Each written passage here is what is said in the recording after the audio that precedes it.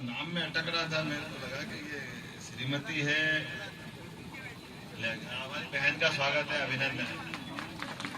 मेरा एक दोस्त है कीर्ति रावल, उसके घर में भी यही दिक्कत है। तो काले जीवन से कई लोग कीर्ति समझ के सोचते हैं कि कोई लड़की को पत्र लिखना है, वो मूल का लड़का है। ये हमारे माता पिता की विशेषता। जोरदार अपने माता पिता के लिए तालियां बजा दें, पूरे मंच के लिए तालियां। हमारे दामोदर शर्मा जी, महेंद्र गिरार जी, मुकेश जाटव जी, पहलवान सिंह कुशवाहा जी, जयनारायण सोनी जी, सरपंच म्याना आपने कई मांगे की सरपंच साहब आपके भी साथ ही है। चिंता मत करो, 5 साल के लिए सरकार बनी, अभी तो 2 महीने का ये इंटरवल है। जैसे आचार संहिता खत्म हुई, आप जो मांगोगे सब दे दूंगा। राम प्रताप सिंह जनपद अध्यक्ष गुना, वो भी है क्या? और गजेंद्र सिकरवार जी मेरे पुराने मित्र और पुराने जिला अध्यक्ष। इस अवसर पर मंच पर बैठे सभी मित्रों के लिए तालियां बजा करके सबका स्वागत कर दें। म्याना की इस धरती पर आकर के कुछ बोलना, मुझे बताया गया कि वैचारिक दृष्टि से आंधी तूफान की तरह जो छोटे मोटे झाड़ झंकड़ है वो उखड़ जाते हैं आंधी तूफान में, लेकिन ये बरगद का पेड़ है, इसकी जड़ें बहुत गहरी है, यहाँ बाल बराबर फर्क नहीं पड़ता। वैचारिक दृष्टि से हर आंधी तूफान, हर एक चुनौतियों का सामना करते हुए चट्टान की तरह विचारधारा में हमारा म्याना टिका हुआ। इसलिए आप सबको प्रणाम करता हूं और अपनी बात प्रारंभ करता हूं। आनंद आ जाता है। आज का ये समय, इस चुनाव में मैं कोई बात करूं उसके पहले माननीय मोदी जी के आह्वान पर जब मध्य प्रदेश की सरकार भाजपा की बनी, राजस्थान की सरकार बनी, छत्तीसगढ़ को असंभव बता रहे थे, हमारे यहाँ भी सरकार में संकट बता रहे थे, पता नहीं क्या क्या कह रहे थे कांग्रेस वाले। लेकिन आपने जो सरकार बनाई, जो वोट दिए भाजपा में, माननीय मोदी जी की आंधी में सब पत्ते की तरह उड़ गया, पता ही नहीं चला कोई कहां गया कोई कहां गया। ये है मोदी जी और आपका प्रेम, ये है भाजपा की ताकत, ये है सरकार के मुखिया के प्रति जनता का प्रेम। और एक नहीं, लगातार कितने प्रकार से। और जो आपकी सरकार बनाई, हमने अपने 100 दिन के अंदर कुछ निर्णय किए। निर्णय आपके सबके सामने आए। गुनाह को तो कौन भूल सकता है? गुनाह में हमारी सरकार को बने को 8 दिन भी नहीं हुए, एक बस एक्सीडेंट से समाचार मुझे मिला और जानकारी आई कि बस में 13 लोग जिंदा जल गए। घटना तो बहुत दर्दनाक थी, मन में कष्ट भी हुआ, भारी पीड़ा हुई। लेकिन ये सरकारों का दायित्व है कि सरकार घटनाओं को गंभीरता से लेना चाहिए। आप सब गवाह हो। हमने तुरंत निर्णय लिया कि आप सब छोड़ेंगे, पहले गुना जाएंगे, हमारे पीड़ित भाई बहन से मिलेंगे जो इस घटना में घायल हुए या मृतक हुए। और ये हमने कहा कि ये संवेदनशील सरकार है, जिसकी संवेदना आम जनता के साथ जुड़ी हुई। हमने निर्णय किया कि जिनके साथ घटना हुई ये बहुत दर्दनाक है, लेकिन अब जैसा होता है सरकार के स्तर पर विचार करने की जरूरत है। हम तो भगवान राम के वंशज हैं, भगवान कृष्ण के वंशज हैं। बोले भगवान राम कृष्ण की आदर्श उदाहरण है, बड़े बड़े उदाहरण पड़े। हमको मालूम है कि ऐसे कष्ट के समय में हमारी सनातन संस्कृति क्या सिखाती है। हमने आते ही कहा कि सबसे पहले इस घटना के लिए आरटीओ और तो और फायर ब्रिगेड की गाड़ी लेट हुई तो उसके अधिकारी, नगर पालिका के अधिकारी, कलेक्टर, एसपी ने कहा साहब हम तो गाड़ी नहीं चला रहे थे। हमने कहा तुम तो नहीं चला रहे थे, बात तो सही है, लेकिन ये बताओ वो गाड़ी तो हवा में चल रही थी कि सड़क पे चल रही थी? अगर उसका फिटनेस नहीं था, अगर उसका परमिट नहीं था तो तुम्हारी भी ड्यूटी बनती है, तुम कैसे बचोगे? तुम भी जाओगे। तो उनको भी रवाना किया। फिर हमने कहा आरटीओ का मेन ऑफिस ग्वालियर में, कमिश्नर, डिप्टी कमिश्नर जो थे, मैंने कहा हमारी सरकार में ये बर्दाश्त नहीं है, ऐसी सरकार में रहने से धिक्कार है जो जवाबदेही से बचती है। मुझे इस बात का संतोष है, हमने इस निर्णय के माध्यम से सरकार की चेतना को जगाने का प्रयास किया, ये संदेश देने का प्रयास किया कि संवेदन शरीर और संवेदन सरकार दोनों में कोई अंतर नहीं। कांटा कहीं पैर में लगता हो तो दर्द नहीं होता, अपने एहसास नहीं होता क्या? आंख में कचरा चला जाए तो दूसरी आंख शांति से बैठती है क्या? आपका दिमाग लगता है क्या? ये संवेदनशीलता का तरीका हमने निर्णय किया है। आपके बगल के शाजापुर के अंदर सबको याद होगा, ड्राइवरों ने हड़ताल कर दी थी। हमारे कलेक्टर साहब मीटिंग ले रहे हैं। अब कलेक्टर साहब बड़ी बात है, अच्छी बात है, मान लिया, लेकिन वो ड्राइवर है तो याद रखना पड़ेगा ना। ड्राइवर तो ड्राइवर जैसी बात करेगा। अब वो उसको जो बोलना बोल गया, अब वो बोल गया। उन्होंने कहा तेरी औकात क्या है? हमने कहा वाह भैया वाह, औकात किसकी याद दिला रहा है? बड़े अधिकारी को उतनी जवाबदेही रखना चाहिए। हमारी सरकार बर्दाश्त नहीं करेगी। आपने ड्राइवर की औकात पूछी, हमने कहा कलेक्टर साहब आपका नाम क्या है? आप जरा भोपाल आ जाओ, आपको शाजापुर कलेक्टर रहने का अधिकार नहीं है, मेरी सरकारी अधिकार नहीं दे सकती। गरीब आदमी की औकात पूछोगे और हम बर्दाश्त करेंगे? ऐसा नहीं हो सकता। ये व्यवस्था इसलिए नहीं बनाई गई। हमारे लिए निवेदन है कि बड़ा अधिकारी जितना बड़ा बनेगा उतना विनम्र रहेगा। अरे आप व्यक्ति मत पूछो, फल पौधे के देख लो भैया। आम के ऊपर पेड़ पे आम लगता कि नहीं लगता? पत्थर ही पड़ता है उसको, लेकिन वो पत्थर मारता है क्या? ये हमारी संस्कृति है, ये सनातन संस्कृति। वो आम पत्थर खा के भी आम देता है। सरकार का भाव ये होना चाहिए। ये संवेदनशील तरीका हो रही है। क्या कह रही है? मंगलसूत्र मोदी जी से क्या लेने देना? अच्छा, तुम्हारी शादी कहाँ हुई? तुम्हारी शादी तो क्रिश्चियन क्या हुई? चलो हमारे तो प्रधानमंत्री की शादी भी नहीं हुई। तुमने तो दुर्भाग्य से शादी भी वहां नहीं करी। नेहरू जी का परिवार, भगवान के यहाँ से नेहरू जी आत्मा आंसू बहा रही होगी कि मेरे यहाँ कहाँ की पोती पैदा हो गई जो मंगलसूत्र नहीं पहन रही शादीशुदा होने के बाद। और शादीशुदा होने के बाद भी दुर्भाग्य के साथ हमारे यहाँ तो बेटी विदा हो जाए तो विदा होते ही उसका सरनेम जो माँ का लगता वो लगाते कि नहीं लगाते? लेकिन ये वोट के भूखे लोग, ये वोट के चक्कर में अपना सरनेम भूल रहे हैं। आज भी गांधी लगा के प्रियंका भी गांधी हो गई। अरे भैया कहां से हो गई गांधी? वो असली गांधी के परिवार वाले तो आज भी बेचारे पता नहीं कहां होंगे। ये नकली गांधी वोट के चक्कर में गांधी के नाम पे वोट ले रहे हैं। ये जनता सब हिसाब चुकता करेगी। बोलो करेगी कि नहीं करेगी? कोई माफ नहीं करेगा। अरे हमारी संस्कृति, सनातन संस्कृति, इसमें छिपावा क्या है? सम्मान के साथ भगवान राम। अब आप बताओ, यहाँ कितने लोग बैठे हैं, किसी को बताने की जरूरत है क्या? आप बताओ भगवान राम कहाँ पैदा हुए? जरा इधर से बोलो, कहाँ पैदा हुए? आप बताओ कहाँ पैदा हुए? मैंने आपको सिखाया तो नहीं पहले? आपको मालूम है भगवान राम कहाँ पैदा हुए? अयोध्या में पैदा हुए। अयोध्या में सरयू नदी है, उनका किनारा जनक मंदिर है। जनक भगवान का, जनक जी का महल था, जनक जी के पुत्र हैं। मालूम है कि नहीं सबको? मालूम है ना? और उसके बावजूद भी सबको मालूम है, आपको पूरे देश को मालूम है। देश तो क्या, दुनिया में कहीं चले जाओ और वो आपसे पूछे आप किस देश से आए, आप कह दो मैं रामकृष्ण के देश से आया, तो वो समझ लेते भारत के देश से आए। समझते कि नहीं समझते? लेकिन नहीं समझने वाले कौन? कांग्रेस वाले, जिनको ये मालूम नहीं कि भगवान राम कहाँ पैदा हुए, भगवान राम है भी कि नहीं है। भगवान राम के जन्म स्थान को लेकर के, अयोध्या के मामले को लेकर के जितने अंधे फंडे, जितने अड़ंगे लगा सकते थे, अटकाते रहिए, लटकाते रहिए, भटकाते रहिए 70 साल तक। अरे देश आजाद हो गया 47 में, भगवान का प्रकटीकरण का मसला चला 47 में, लेकिन देश के अंदर ये पहला दुर्भाग्य का विषय है। भगवान जिन पे सबसे ज्यादा श्रद्धा है, राम से हमारा रोम रोम जुड़ा हुआ है। जुड़ा हुआ कि नहीं अपना राम से रोम? हमने भगवान राम से इतना सीखा कि कोई अज्ञात व्यक्ति से मिले तो भी राम राम करके हम आनंद का एहसास करते हैं।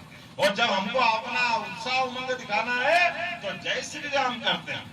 करते कि नहीं करते हैं? हम तो राम से ऐसे जुड़े कि सोने भी जाए तो हम कहते आराम करने जा रहे हैं। जा रहे कि नहीं जा रहे? अरे तुमको रावण के पास जाना तो जाओ, हम तो राम वाले हैं, है कि नहीं? पूरे राम वाले बजाय जय श्री राम। और ये शरीर रोम रोम में ऐसे राम समाये, ऐसे राम समाये, ऐसे राम समाये कि शरीर भी छूट जाए तो राम नाम सत्य करके आनंद मनाते कि नहीं मनाते? अपने यहाँ इतना संस्कार, लेकिन ऐसे राम का प्रश्न उठाओ, ऐसे राम के बारे में चिंता करो और ऐसे प्रश्न करोगे कि घेन घेन प्रकार कैसे भी करके भगवान राम का मंदिर नहीं बने। इतना नफरत भगवान राम के प्रति। और क्या कहते हैं, जब फैसला आ गया, मंदिर बन गया, निमंत्रण देने का मौका आया, सारे इनको लगा इनके हाथ के तोते उड़ गए, छाती पे सांप लौट गया। अब इनको लगा वोट जा रहे हैं, अंदर से डर लगा तो डरते डरते भी कहने लगे राम तो हमारे भी है, चंदा तो हमने भी दिया था। हाँ, चंदा तुमने दिया था, लेकिन चंदा दिया था, तुम्हारा चंदा तुम्हारे मुंह में फेंकेंगे। तुमने भगवान राम का मंदिर का निमंत्रण ठुकराया, तुम वोट के चक्कर में भगवान राम को लज्जित करोगे। अरे हम तो वो संस्कृति के लोग हैं। दुश्मन भी अगर निमंत्रण देने घर पे आए, हमारी उसके घर में जाने की इच्छा हो, उसके कार्यक्रम में शामिल होने की इच्छा हो या नहीं हो, उसके कोई मुंह पे मना करता है क्या? कोई मुंह पे ठुकराता है क्या? हम तेरा निमंत्रण नहीं ठुकराते, तेरा निमंत्रण ठुकराते। ये इतने अहंकारी हो गए, इतने घमंड हो गए। ये भगवान राम के जमाने के रावण को याद कर लो, ये रावण से ज्यादा घमंडी हो गए, इतना अहंकारी हो गए। अरे उसका घमंड नहीं चला तो तुम्हारा घमंड भी नहीं चलने वाला, मैं गारंटी लिख के दे सकता। पूरा देश जानता है, जहाँ आपने भगवान राम का निमंत्रण ठुकराया, जनता आपको ऐसा ठुकराएगी कि आपको 7 तारीख के दिन मालूम पड़ेगा। बोलो पड़ेगा कि नहीं पड़ेगा? जनता ठुकराएगी कि नहीं ठुकराएगी? और आपको भगवान राम का आनंद आया, पहला वोट दिया आपने देश से आतंकवाद समाप्त करने का, पाकिस्तान को ठिकाने लगाने का। बहुत आतंकवादी घटना करता था, पूरे देश में बम फटाके फोड़ता कि नहीं फोड़ता था? कितने लोग परेशान होते थे। उनको वो भूल गया, 14 में सरकार बदल गई है। वो गए साहब जिनकी आवाज नहीं निकलती थी माइक पे, वो कांग्रेस की सरकार के मुखिया मनमोहन सिंह चले गए, भूल गया, भूल से बालाकोट में घटना कर दी, हमारे वीर बहादुर जवान सोते हुए पे हमला कर दिया, उनके प्राण ले लिए। लेकिन ये मैंने कहा कि जैसे गुना में घटना हुई, ये हुई घटना थी, घटना घट गई। और घटना के बाद सरकार की चेतना किसके पास? माननीय मोदी जी आए, सबके बीच आए, डंके की चोट आए और उन्होंने कहा बहुत बड़ी गलती कर दी पाकिस्तान ने, इसकी कीमत चुकाना पड़ेगी। और शब्दों का वजन, बोलने की भाषा का वजन, और उस आधार पे हमने देखा 10 दिन के अंदर उसको घर में घुस के उनके सारे आतंकवादियों को ठिकाना लगा दिया। ये सरकार हमारी पहला वोट वसूलती है। जो पहला वोट आपने 2014 में दिया था, ये पहला वोट लोकतंत्र की सच्चे अर्थों में दुनिया के सामने इज्जत बढ़ाने वाला वोट था। और दूसरा वोट आपने दिया धर्म संस्कार संस्कृति के लिए। कोविड के समय आपके माध्यम से, जैसे अभी मैंने कहा, भगवान राम के मुकदमे का फैसला भी इनके वकील तो अटकाते रहिए, लटकाते रहिए 70 साल तक, लेकिन 5 साल में 19 में आपने वोट दिया। 19 के वोट के आधार पर 5 साल में फैसला भी हो गया, मंदिर का भूमि पूजन भी हो गया। और भगवान 70 साल तक इंतजार में थे कि मैं गर्भगृह में जाऊं, और भगवान 22 जनवरी को मुस्कुराए कि नहीं मुस्कुराए? बोला जय जय सिया राम। आप बताओ, ये जनता भूलती है क्या? और ये तो भगवान राम को भी नहीं भूलेगी। और अब तो और आगे वाली बात, भगवान लक्ष्मण जी कभी हनुमान जी को भूल सकते हैं क्या? भूल सकते हैं क्या? उनके प्राण बचाने का काम किसने किया था? तो आप मैं मान के चलता हूँ, यहाँ सब राम लक्ष्मण बैठे हैं, आपके सबके हाथ में भी टीका लगा है। लगा के नहीं लगा हाथ में टीका? सबके प्राण किसने बचाए? हाथ खड़े करके बताओ जिस जिनको टीका लगाओ। एक भी आदमी बताओ जो बगैर टीके के है? कोई है क्या? कांग्रेस के जब टीके लगे, बीजेपी के माननीय जब मोदी जी ने टीका का आह्वान किया, वो टीके लग रहे थे, तो मुलायम सिंह जी का लड़का अखिलेश यादव, कांग्रेस के राहुल गांधी के लिए मोदी टीका है, मोदी टीका, मोदी टीका। लेकिन जब टीके लग करके लोगों की जान बची, तो चुपचाप जाकर के कहा कि मेरे को भी लगा दो, मेरी भी जान बचाओ, मेरी भी जान बचाओ। ये पीठ पीछे घुसने वाले लोग पीठ पीछे से गए। चलो कोई बात नहीं, अरे जिनने जान बचाई पूरे देश की, अगर इतने खुददार लोग तो नहीं है ये इनको भूल जाए। भूलेंगे कि नहीं भूलेंगे? गद्दार है कि खुददार है? ये पूरा समाज खुददार है। एक एक व्यक्ति याद रख रहा है, ये प्राण हमारे बचे तो मोदी जी के कारण बचे, भाजपा की सरकार के कारण बचे हैं, भाजपा की कमल के फूल वाली पार्टी के कारण बचे। इसलिए दूसरा वोट इसके लिए।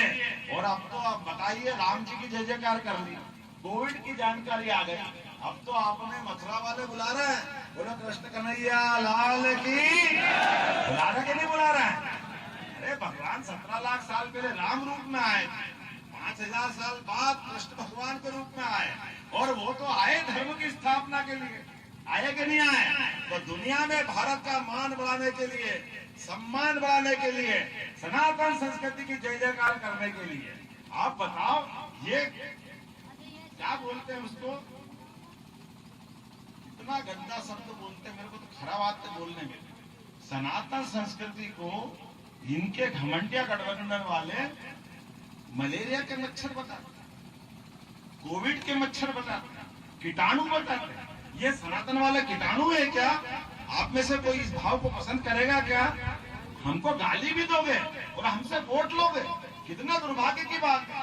मुझे तो इस बात की प्रसन्नता है, हम में से सारे, मैं भी किसान परिवार से आता हूँ, गरीब परिवार से आता हूँ। ये केवल भाजपा है जिसने जीवन भर लोकतंत्र की दुहाई के लिए बड़ी से बड़ी कठिनाई में भी हर गरीब आदमी का मौका दिया। पहले नरेंद्र मोदी जी के लिए जोरदार ताली बजाओ, एक गरीब परिवार को देश का प्रधानमंत्री बनाया, हमें इस बात का गर्व है। और दूसरा, मुझे खुद को मुख्यमंत्री बनाया, मैं आपका आभार मानता हूँ। कभी गरीब परिवार से कोई बना है क्या? मेरे परिवार में कोई सांसद नहीं, कोई विधायक नहीं, कोई चुनाव नहीं लड़ा, कोई मंत्री नहीं बना। लेकिन लोकतंत्र का मतलब ही है, चंद्रशेखर आजाद से लेकर भगत सिंह तक सबने लोकतंत्र की स्थापना की लड़ाई लड़ी। बोले लड़ाई की लड़ी की नहीं लड़ी? इस लोकतंत्र को अंग्रेजों से आजाद कराया, और अंग्रेजों से आजाद करा करके लगातार देश आगे बढ़ाने के लिए ये सशक्त हाथों में मोदी जी को दिया। आप बताओ, भगवान कृष्ण के माध्यम से हम तो सभी, कोई वंश की बात क्या करें, लेकिन कुल मिलाकर के हम अपने वंश में जब जुड़ेंगे तो कृष्ण के सारे वंश हुए कि नहीं हुए? जो गाय पाले वो सब गोपाल, और जो कृष्ण को माने वो गोपाल कृष्ण। जोरदार ताली बजाओ, गोपाल कृष्ण भगवान की। तो अब आने वाले समय में अपने गोपाल कृष्ण मुस्कुराना चाहिए कि नहीं मुस्कुराना चाहिए?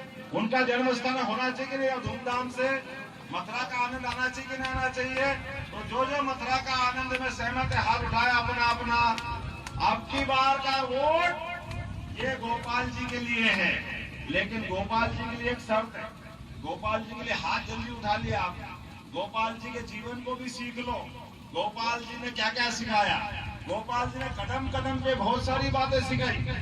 धर्म की स्थापना के लिए हमने देखा, आमने सामने की सेना खड़ी थी कौरव पांडव की, और ऐसे में अर्जुन ने कहा कि मेरे तो रिश्तेदार खड़े सामने।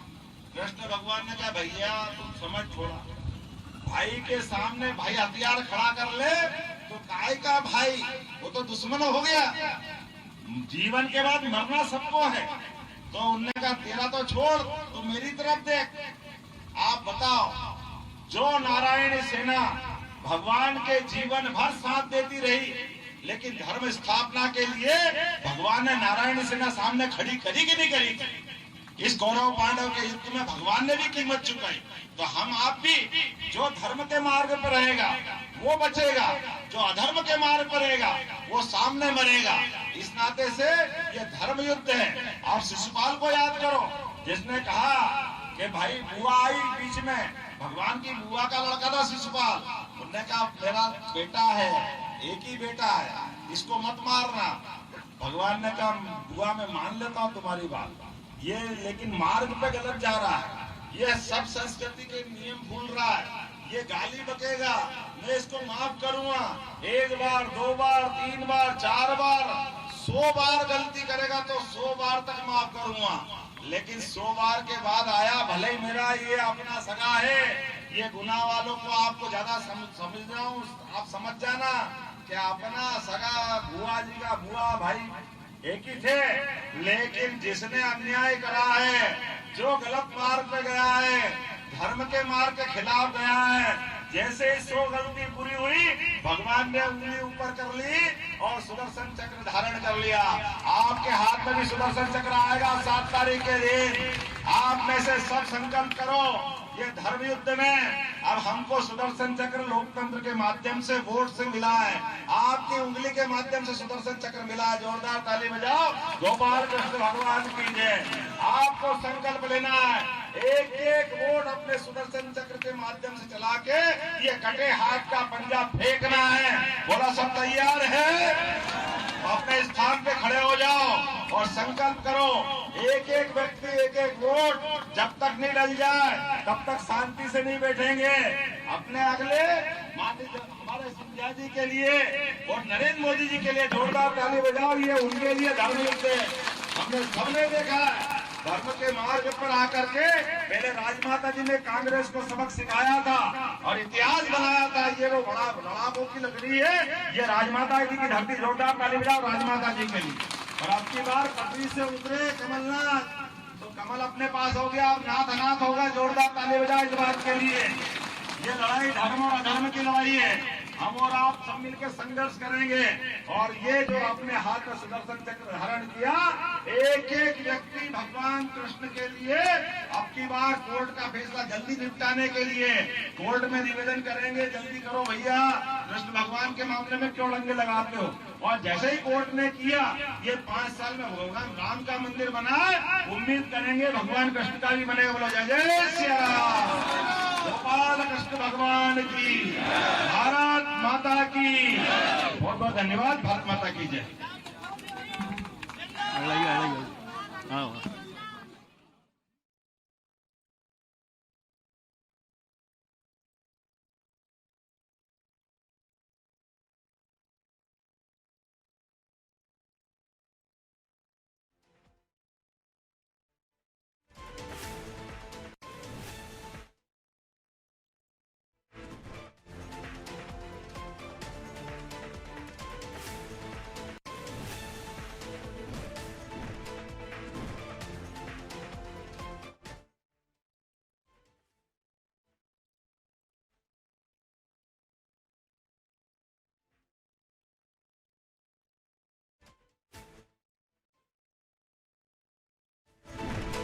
से हमारे प्रत्याशी श्रीमान ज्योतिराज सिंधिया जी, ग्वालियर से श्री भारत सिंह कुशवाहा जी और सारे के सारे तीसरे और चौथे चरण के प्रत्याशियों के लिए मैं भाजपा के पक्ष में अपील करता हूं और निश्चित रूप से भाजपा प्रचंड बहुमत से जीतेगी।